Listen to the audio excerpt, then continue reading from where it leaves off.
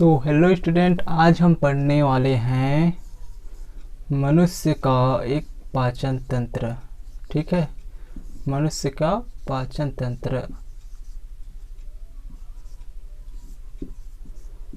मनुष्य के पाचन तंत्र में कौन कौन से पार्ट आते हैं, कौन कौन से हिस्से आते हैं और इसमें कौन कौन से ऐसे भाग हैं जिन्हें क्या बोलते हैं और क्या काम करता है, इसको आज पूरा डिटेल में जानेंगे। ठीक है, और पूरा हिंदी में। ठीक, और आप ऐसे स्टूडेंट हो जो रट्टा मारते हो या रट्टा मारने का काम करते हो तो जल्दी से जल्दी यह इस चैनल से चले जाओ।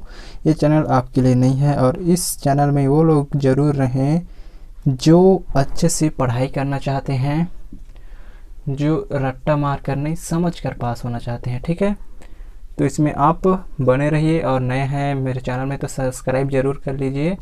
और आगे बढ़ते हैं हम अपने पाचन तंत्र। एक मनुष्य का पाचन तंत्र कैसे बना होता है और इसमें कौन कौन से पार्ट्स होते हैं। ठीक है, चलो देखते हैं अब एक डायग्राम में कि मनुष्य का पाचन सिस्टम्स कैसे रहता है। ठीक है, तो एक हम मनुष्य का पाचन तंत्र को देखें तो उसमें कौन कौन से पार्ट्स आते हैं। ठीक है, तो पहले डायग्राम बना लेते हैं जिससे आपको अच्छे से समझ में आएगा। ठीक है, ये उसका नॉइस और यहाँ से आएगा उसका माउथ। ठीक है, थोड़ा गड़बड़ भी हो सकता है, मैं बना रहा हूँ उसमें, तो थोड़ा ध्यान मत देना उसको। आप इसमें बस समझने की कोशिश करना कि कौन सा पार्ट्स क्या है और क्या काम आता है। ठीक है,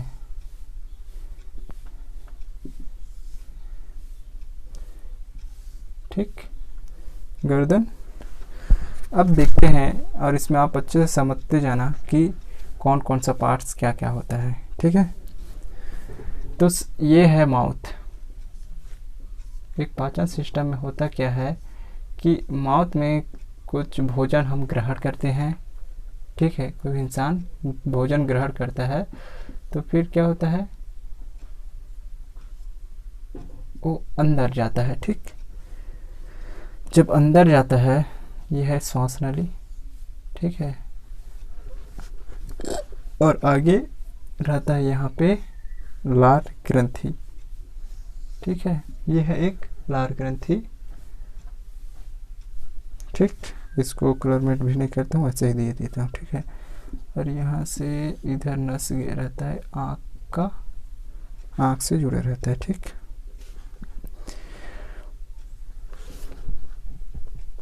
इसका नाम क्या है, पैराटिड लार ग्रंथि। ठीक है, ये खाना को क्या करता है, अच्छा से माल्टोज में बदलने का काम करता है। जो चबाते हैं वह माउथ पे खाना को, भोजन को चबाते हैं, उसके बाद लार भी उसमें स्रावित रहता है, मिलता है, उसमें से कीटाणुओं को जो रहता है सबको दूर करता है, मिटाता है। उसके बाद होता है यहाँ यहीं से पाचन शुरू हो जाता है। ठीक है, अब यहाँ से आता है ये ग्रसनी की ओर। ठीक है, ये आया। ठीक, और इसमें से एक नली जाता है आपका श्वास नली पे और एक जाता है आपका जो मेन भोजन है वो पाचन सिस्टम पे। ठीक है, समझ में तो आ रहा है ना। समझ में आपको नहीं आएगा तो आप बताना कमेंट करके। ठीक, ये है ग्रसनी। इस नली को क्या बोलते हैं, ग्रसनी। इसी से भोजन नीचे आता है और इसी में क्या है, एक श्वास नली। ठीक है, इसका नाम क्या है, श्वास नली।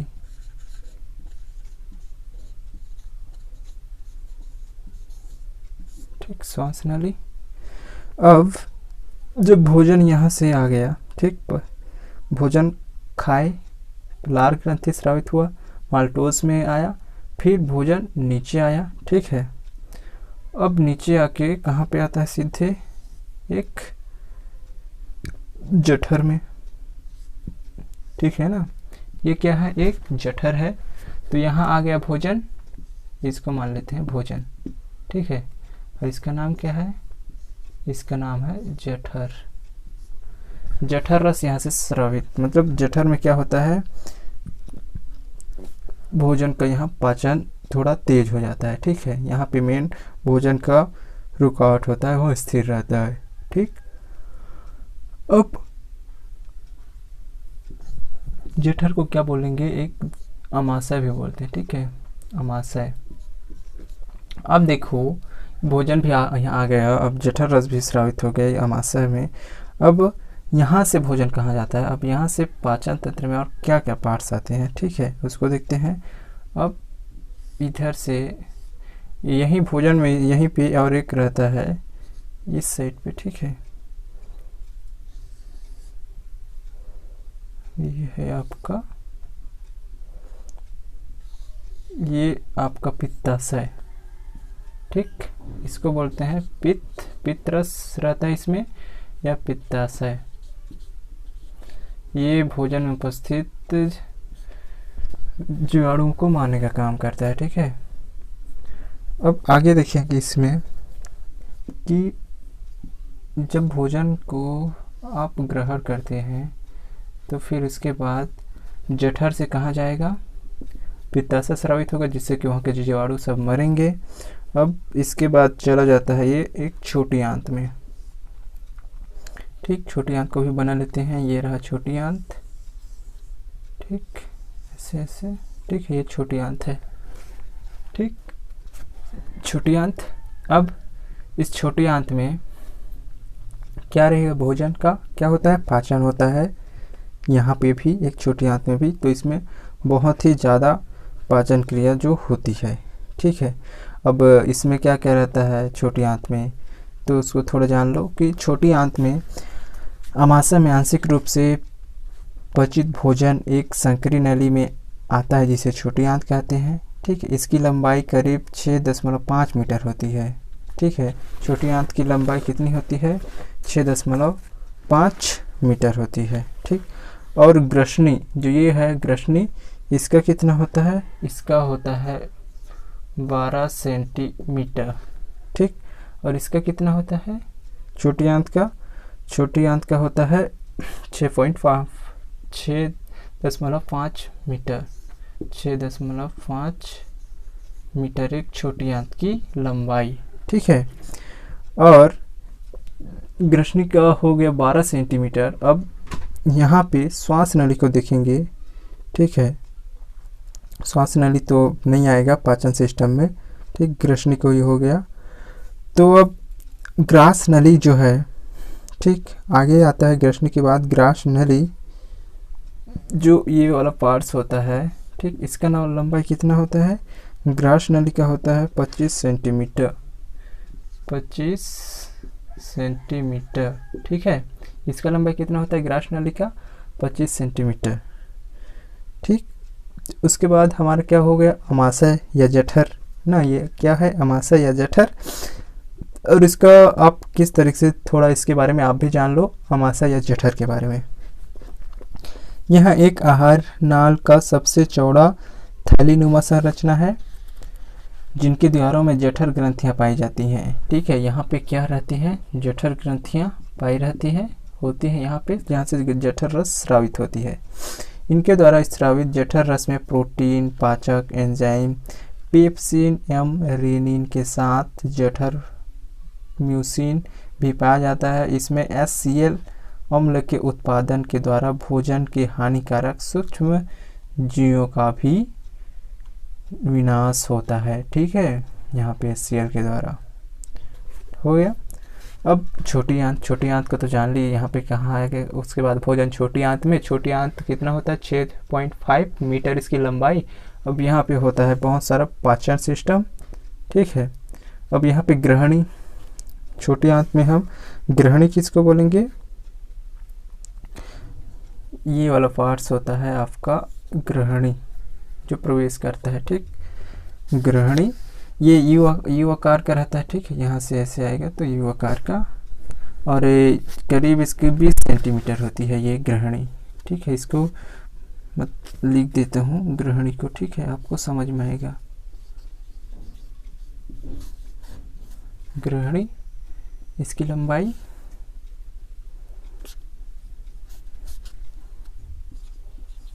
20 सेंटीमीटर। ठीक है, ये हुआ ग्रहणी यू आकार का इसका शेप रहता है। ओके, अब देखते हैं इलियम। अब इसमें इलियम कौन सा पार्ट्स होगा? एक इलियम जो क्षुद्रांत्र होता है। ठीक है, इलियम जो एक क्षुद्रांत्र रहता है, तो ये एक निचला पोर्स हो रहता है। ठीक है, जो बड़ी आंत से जुड़ा हुआ रहता है। ओके, जुड़ा हुआ रहता है। ये सब क्या है? छोटी आंत है। यहाँ पूरे ये सब क्या है? छोटी आंत है। उसके बाद रहता है एक इलियम, यहाँ पे छोटी आंत है। ठीक है, जो क्षुद्रांत होता है। ठीक, ये क्या है? ये है एक इलियम। इसको भी लिख देते हैं इलियम, ताकि आपको समझ में आए। ठीक, अब इलियम क्या होता है उसको तो जान लिए। यहाँ एक छोटी आंत का पिछला भाग है, जिनकी लंबाई करीब कितनी रहती है? 5.5 मीटर। इनकी लंबाई कितनी रहती है? 5.5 मीटर। ठीक है, 5.5 मीटर रहती है एक इलियम की। ओके, इसकी ये क्या है? इलियम है, तो इसकी लंबाई होती है 5.5 मीटर। ओके, समझ में आ रहा है? ठीक है ना। अब आगे बढ़ते हैं कि जिनकी भीतरी दीवार पर उंगली के समान प्रवर्धन पाए जाते हैं। इस इलियम के अंदर उंगली के समान, ठीक है, उंगली के समान ऐसे ऐसे प्रवर्धन पाए जाते हैं। ठीक, ये सब क्या है? एक प्रवर्धन उंगली के शेप में। तो यहाँ से भोजन आता है, ठीक है, जो पचा हुआ, तो यहाँ से भी ये इलियम ना रहते हैं। ठीक, यहाँ पे उंगली आकार के अंदर में। ठीक है, तो ये भी यहाँ से भोजन को जो है, वहाँ से जो आवश्यक चीज़ है, मटेरियल्स में है, ग्लूकोज, सब उसको अवशोषित करना यहाँ से भी शुरू कर देता है। ठीक है, समझ में आ रहा है? ओके, जिन्हें क्या बोलेंगे? विलाई बोलते हैं। उंगली के समान रहते हैं, इनका नाम क्या है? विलाई है। कहाँ पे पाए जाते हैं? इलियम में। ओके, अब इनके द्वारा पचित भोजन का अवशोषण होता है। ठीक, लास्ट पार्ट है ये, उसके द्वारा क्या होता है? भोजन का अवशोषण होता है इस इलियम के।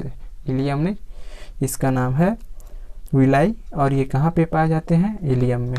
ओके, ठीक है ना, समझ में आ रहा है आपको? अब हम आएंगे अगला, जो सबसे लास्ट है।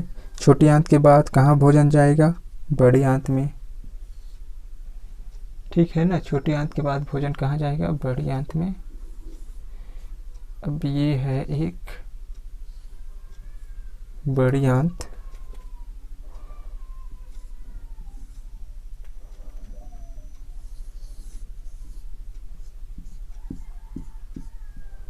यहाँ से रहता है। ओके, अब ये देख लेते हैं एक शेप।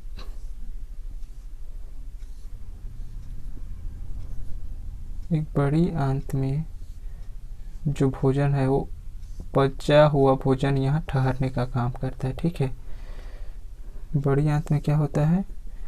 पचा हुआ भोजन उसमें रुकता है। और ये रहा आपका मल द्वार। ओके, ये है आपका क्या? मल द्वार। और ये क्या है? ये है एक बड़ी आंत, जिसमें भोजन, पचा हुआ भोजन स्थिर रहता है। ठीक है, ये सब क्या है? बड़ी आंत है। ओके, समझ में आ रहा होगा? ठीक है ना, इसमें क्या होता है? भोजन, पचा हुआ भोजन स्थिर रहता है। इसका नाम क्या है? बड़ी आंत। बड़ी आंत। और ये क्या है? ये है छोटी आंत।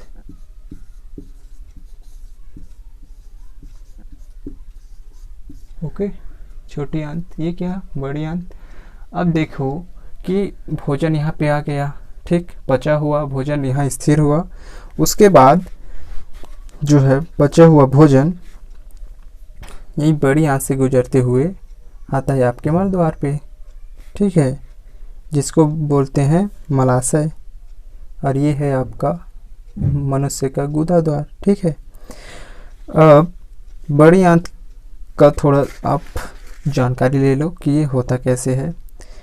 ठीक है, इलियम एक लंबी नली में खुलती है जिसकी लंबाई करीब 1.5 मीटर लंबी होती है, जिसे बड़ी आंत कहते हैं। ठीक है ना। इसकी लंबाई कितनी होती है बड़ी आंत की लंबाई? इसकी लंबाई होता है 1.5 मीटर। ओके, 1.5 मीटर रहता है इसका लंबाई। अब इसके 3 भाग होते हैं।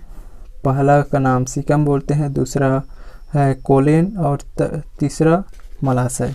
3 भाग में ये डिवाइड रहता है, 3 भाग में बटा रहता है। ठीक है।